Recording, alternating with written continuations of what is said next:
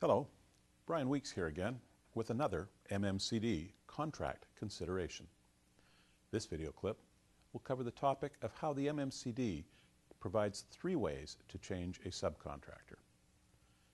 In this short video, I'm going to discuss why an owner might want to change a subcontractor and the 3 ways this is possible in the MMCD.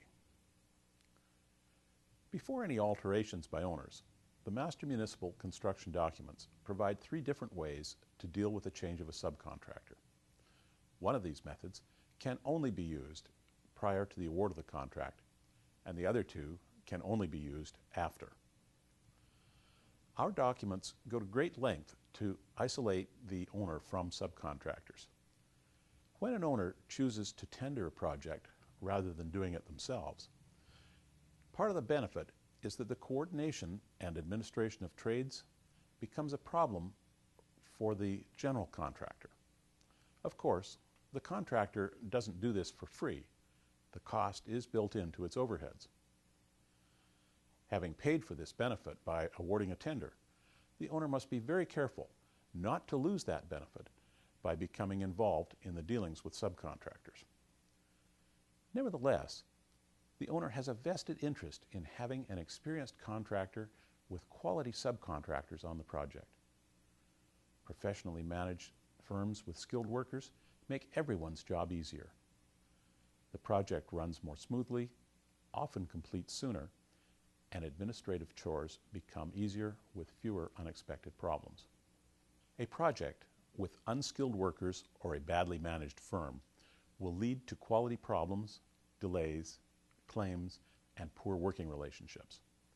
These all lead to increased project administration costs. Furthermore, any quality problems that slip by or are accepted at below minimum become long-term problems for municipal owners, thus creating otherwise avoidable future costs.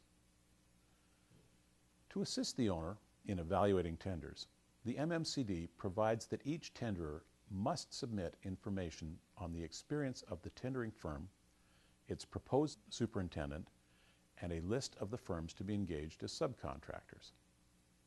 In this way, the owner has some information on the experience of the team proposed to build the project. A benefit to subcontractors is that by listing the firms which will be used if an award is made, the named subcontractors become protected from subsequent bid shopping or price grinding by the general contractor. So, the first method to avoid dealing with a poor subcontractor is to prevent that firm from being part of the project team right from the beginning. Instructions to tenderers, Clause 15.1, gives the owner the right to evaluate subcontractor suitability as part of the tender award evaluation process. Clause 16.1 then goes on to give the owner the ability to decline to use one or more of the proposed subcontractors on the preferred tenderer's submitted list. If the owner chooses to decline a subcontractor, the owner then gives the preferred tenderer the choice to replace the subcontractor with another acceptable to the owner. However, this must be done without any change to the tendered price or the required schedule. If the contractor is able and chooses to make such a change, the owner then awards as if the new subcontractor had been named originally. Let's look at the specific wording of IT 16.1. Quote, "The owner reserves the right to object to any of the subcontractors listed in a tender. If the owner objects to a listed subcontractor, then the owner will permit a tenderer to, within 5 days, propose a substitute subcontractor acceptable to the owner, provided that there is no resulting adjustment in the tender price or the completion date set out in paragraph 2.2 of the form of tender. A tenderer will not be required to make such a substitution, and if the owner objects to a listed subcontractor, the tenderer may, rather than propose a substitute subcontractor, consider its tender rejected by the owner and by written notice withdraw its tender. The owner shall, in that event, return the tenderer's bid security. On the face of it, this seems like a great option for an owner. If the preferred tenderer makes the change, then the owner gets a presumed better subcontractor at the same price. There's no risk to the contractor, as the declined subcontractor has no valid legal argument for compensation.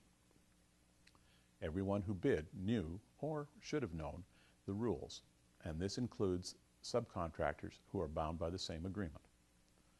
However, this is a risky option for an owner to take, as there is no requirement for the preferred tenderer to make a change. There may legitimately be no other qualified subcontractor that can do the work at the same price within the same schedule constraints. Or, having seen the other bidder's pricing, the preferred tenderer may use the owner's request as an excuse to get out of the commitment to accept an award and yet still have its tender security returned.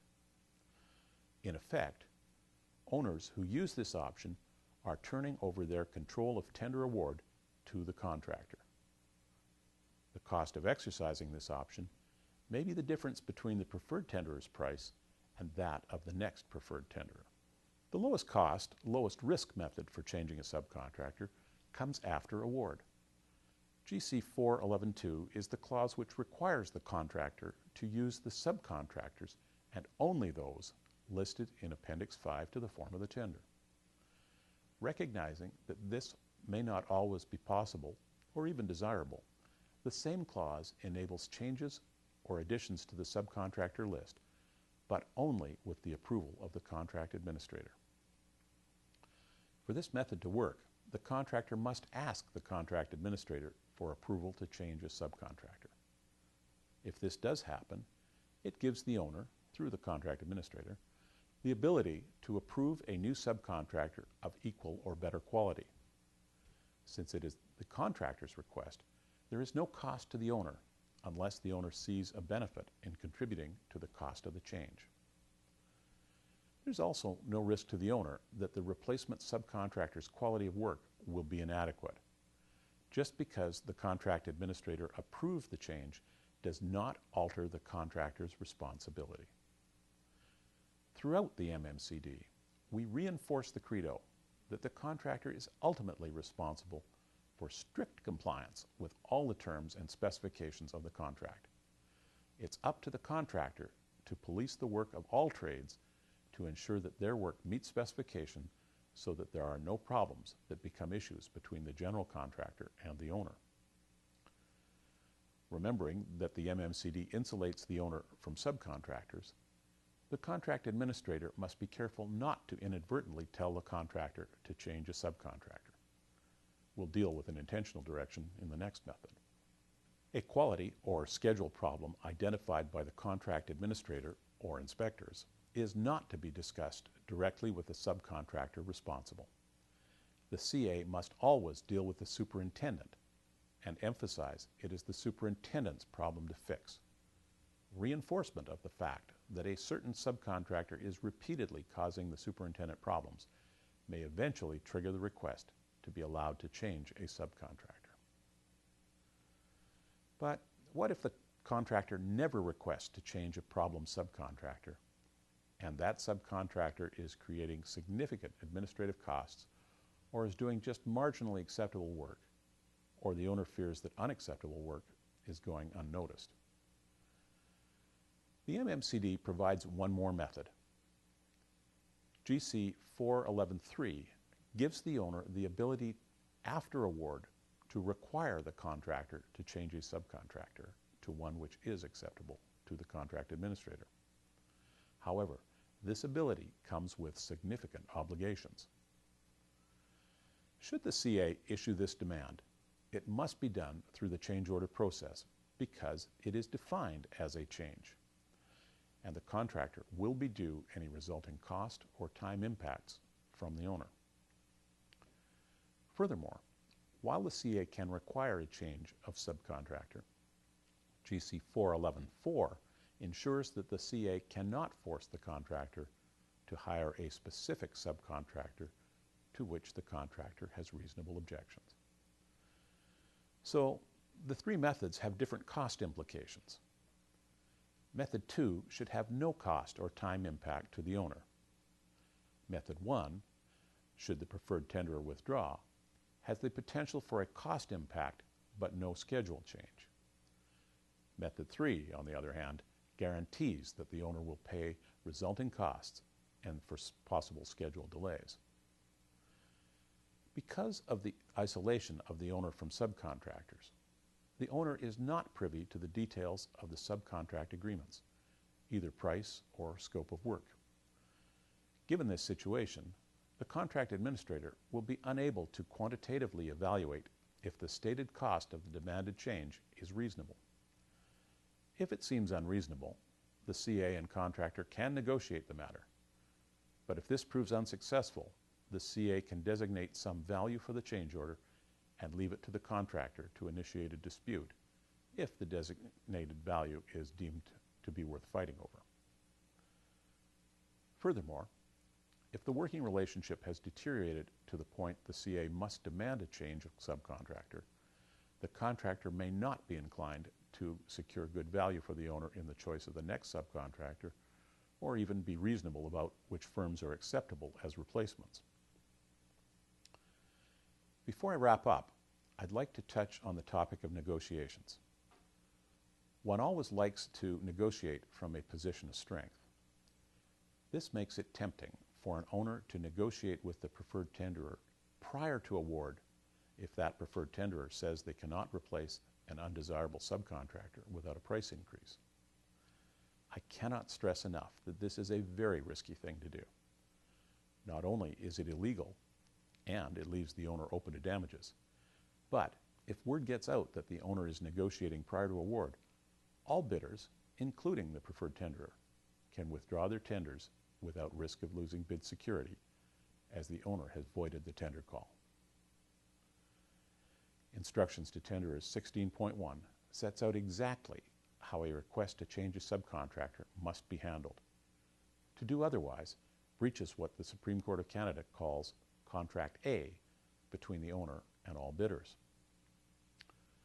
So, if the owner does not like a proposed subcontractor, yet does not wish to risk losing the price of the preferred tenderer, what's the best course of action? To lock in the pricing, the owner must make the award to the preferred tenderer, but should do so with a request that no subcontracts be signed before further discussions. Then, immediately begin negotiations with the now selected contractor about the cost and time implications of changing out the problematic subcontractor. At this point, the subcontractors have no costs involved except their cost of bidding, so this should minimize any payout to the now declined listed subcontractor. This is also the honeymoon period when both parties are most likely to be reasonably accommodating to the other's requests. Given the request for a change, the contractor has leverage to negotiate with potential subcontractors to get minimum or no subcontractor cost increase. When the costs and time impacts are determined, the first change order of the job can be written to formalize the change of subcontractor. So, to summarize, number one, owners have a vested interest in obtaining high-quality contractors and subcontractors for their projects. This is why the MMCD enables consideration of experience as well as price when making a tender award evaluation. Number two, the MMCD provides three means to enable a change of subcontractor. A, before award, the owner can request a preferred tenderer to change out one or more listed subcontractors. The risk is that the preferred tenderer may choose to withdraw rather than do so. B, after award, the owner can allow a contractor who so requests to change a listed subcontractor. This enables the owner to have some say in the quality of the replacement. C, after award, the owner can demand the contractor replace a subcontractor with another acceptable to the CA. This option is formally designated as a change, so the owner becomes liable for any resulting costs and time impact. 3. Finally, negotiations to change a subcontractor must only be done after award. The lowest cost time to do so is before the subcontract is awarded by the contractor and while there is goodwill within the honeymoon period. I hope this has helped clarify this contract consideration. Please check our website for further assistance and to see what other topics are presented in this series. Thanks for watching.